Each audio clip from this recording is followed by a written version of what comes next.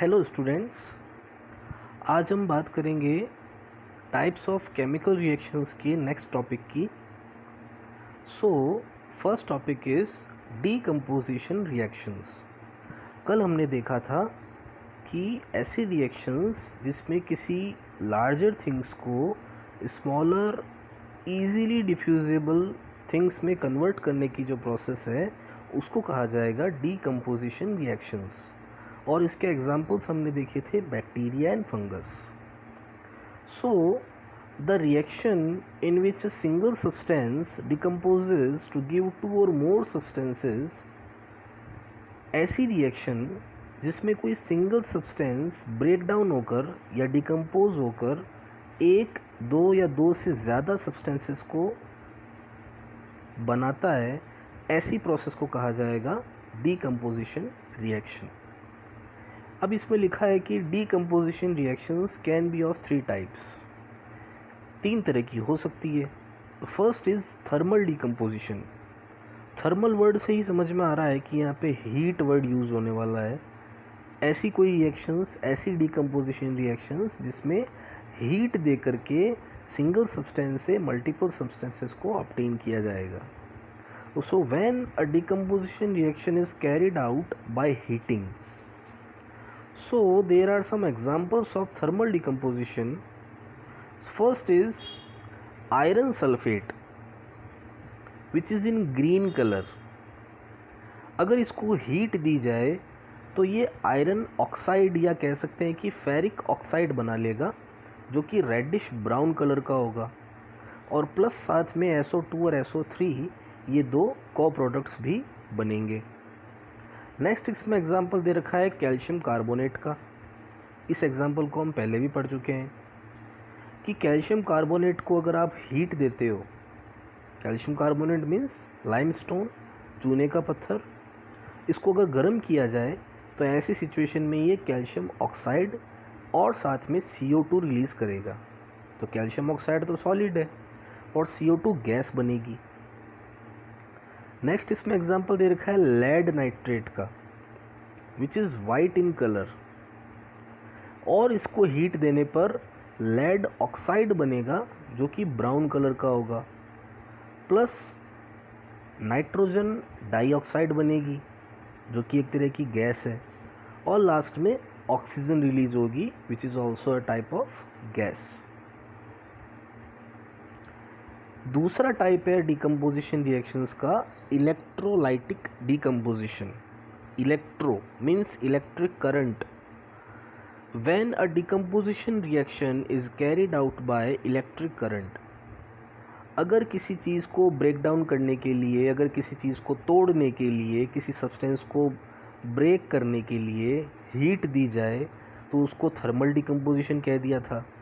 अगर किसी single substance को ब्रेक डाउन करने के लिए करंट का यूज़ किया जाए, इलेक्ट्रिक करंट का, एक पर्टिकुलर इलेक्ट्रिक करंट का यूज़ करना है, उसमें एक पर्टिकुलर वोल्ट होगा, एक पर्टिकुलर उसका अमाउंट होगा, उस अमाउंट का यूज़ करके अगर किसी कंपाउंड को ब्रेक करना है, तोड़ना है, ओके, तो उस प्रोसेस को कहेंगे इलेक्ट्रोलाइटिक। इसमें इलेक्ट्रो का मतलब तो इलेक्ट्रिक करंट है और लाइटिक का मतलब होता है ब्रेक डाउन करना, किसी चीज़ को तोड़ना। सो breakdown of compounds in the presence of electric current। अब इसमें जो ये डायग्राम दे रखा है, इस डायग्राम को आपको ध्यान से समझना है। इस डायग्राम में क्या है कि ये प्लास्टिक का मग है। इस मग के नीचे की तरफ मेरे को 2 होल्स करने हैं। ओके, होल्स करने के बाद क्या होगा कि मैंने इस पर टेस्ट ट्यूब्स को फिट कर दिया। इन टेस्ट ट्यूब्स को मैंने को उल्टा लगाना है। उल्टा लगाने से क्या होगा कि इस टेस्ट ट्यूब के अंदर जो वाटर है वो वाटर इसके अंदर जाएगा। इस वाटर में हमने करंट प्रोवाइड कर रखा है नीचे से, और इस करंट को एक प्रोवाइड करने के लिए हमने एक बैटरी लगा रखी है। ओके, आपको समझ में आ रहा होगा, धीरे धीरे समझ में आ जाएगा, इसको ध्यान से समझना। इस टेस्ट ट्यूब में वाटर मॉलिक्यूल्स हैं, प्लास्टिक का मग है, नीचे की तरफ बैटरी है, और ये बैटरी कितना करंट प्रोवाइड कर रही है? 6 वोल्ट का करंट। ओके, यहाँ पे स्विच है इस पूरे सर्किट को ऑन या ऑफ करने के लिए। और प्लस इसमें दो वायर्स हैं, या कह सकते हो कि दो इसके अंदर इलेक्ट्रोड्स हैं, which is first is anode and cathode. हमको ये पूरा पता है कि कैथोड जो होता है वो होता है नेगेटिव के लिए, यानी कि ये खुद नेगेटिव है, तो यानी कि ये अट्रैक्ट करेगा किसको, पॉजिटिव को। और एनोड जो होता है वो खुद होता है पॉजिटिव, तो ये अट्रैक्ट करेगा नेगेटिव को। तो जब इस स्विच को ऑन किया जाएगा तो करंट जाएगा टेस्ट ट्यूब के अंदर, वाटर में जाएगा, तो करंट जाने की वजह से ये रिएक्शन होगी।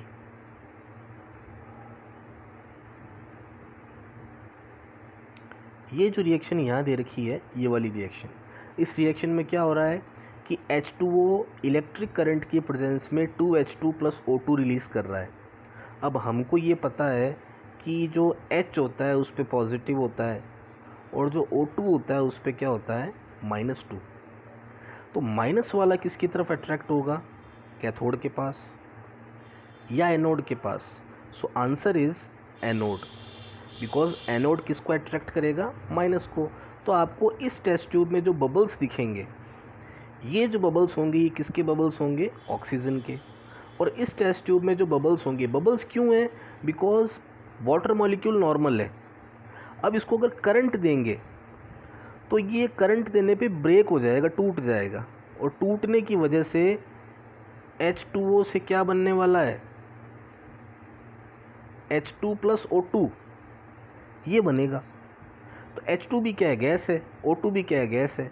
तो गैस बबल की फॉर्म में टेस्ट ट्यूब के अंदर रिलीज़ होगी, लेकिन क्योंकि अपन ने टेस्ट ट्यूब को उल्टा रख रखा है तो ये टेस्ट ट्यूब के अंदर ही रहेगी।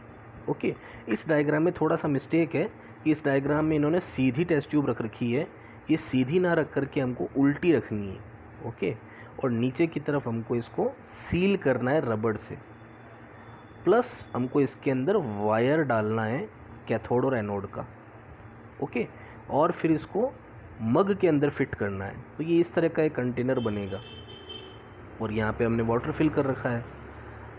वाटर फिल करने के बाद में टेस्ट ट्यूब डालनी है, ताकि टेस्ट ट्यूब के अंदर भी वाटर मॉलिक्यूल रहे, तभी तो उसका ब्रेकडाउन होगा। और जब ब्रेकडाउन होगा तो यहाँ पे O2 बनेगी, यहाँ पे H बनेगा। अब ये ज़रूरी नहीं है कि लेफ़्ट में O बनेगा और राइट में H बनेगा, वो डिपेंड करेगा कैथोड पे और एनोड पे। कैथोड के लिए मैंने बता दिया कि कैथोड खुद कैसा है, माइनस जैसा होता है ना, तो ये प्लस को अट्रैक्ट करता है। और एनोड के लिए लिखते हैं कि साहब ये पॉजिटिव है, तो ये किसको अट्रैक्ट करेगा, माइनस को अट्रैक्ट करेगा, ये ध्यान रखना। तो ऑक्सीजन किधर शो होगी, एनोड वाली टेस्ट ट्यूब में, और हाइड्रोजन किधर शो होगी, कैथोड वाली टेस्ट ट्यूब में। ठीक है, तो ये एक तरह का एग्जाम्पल है आपका इलेक्ट्रोलिटिक डीकम्पोजिशन का। Next is photolytic decomposition.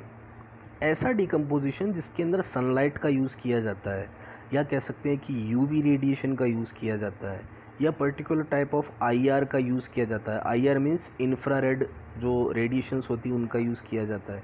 तो ऐसे कई तरह की लाइट्स है जिनका यूज़ करके केमिकल्स को तोड़ा जा सकता है।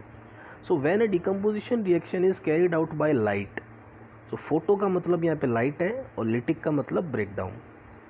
तो कुछ एग्जाम्पल्स इसमें दे रखे हैं, देखो। First example is silver chloride, white colour का है, लेकिन जब इसको रिलीज़ कर देंगे अपन सनलाइट के साथ में तो क्या बना देगा ये, सिल्वर और क्लोराइड। सिल्वर को हमको पता है कैसा होता है, थोड़ा शाइनी ग्रे कलर का होता है, और साथ में क्लोराइड निकलेगी। क्लोराइड गैस है तो वो रिलीज़ हो जाएगी। लास्ट सिल्वर ब्रोमाइड है, बिहेव्स सिमिलरली, यानी कि जो AgBr है उसका नाम क्या हो जाएगा, सिल्वर ब्रोमाइड। सेम क्या होगा, सिल्वर अलग हो जाएगा, और ब्रोमीन जो होती है वो गैस होती है। देखो ये Cl2 है, इसको बेटे ध्यान से समझना, ये Cl2 है। तो Cl2 का जो नाम है ना वो ये है, क्लोरीन है। ये chlorine is a type of gas. Okay, और एक नाम है यहाँ पे ब्रोमीन। तो ब्रोमीन भी क्या है, गैसेस की फॉर्म में जा रही है। ठीक है ना। अब देखो क्लोरीन लिक्विड फॉर्म में भी होती है और ब्रोमीन भी आपको लिक्विड फॉर्म में मिलेगी। तो ये मत सोचना कि सर ने तो हमको बोला था कि सर ये तो लिक्विड होती है, वो गैस होती है, ऐसा कुछ नहीं है। अगर बहुत ज़्यादा हीट कंडीशन में गर्म है तो गैसेस स्टेट में होगी, और अगर वो ठंडी है तो वो लिक्विड फॉर्म में चली जाएगी। So next important point is the above two reactions are used in black and white photography. अभी जो ब्लैक एंड वाइट फोटोग्राफी होती है, आजकल तो मोबाइल में फ़िल्टर्स आ गए, लेकिन पुराने ज़माने में जो फोटोग्राफी होती थी वो होती थी ब्लैक एंड वाइट फोटोग्राफी।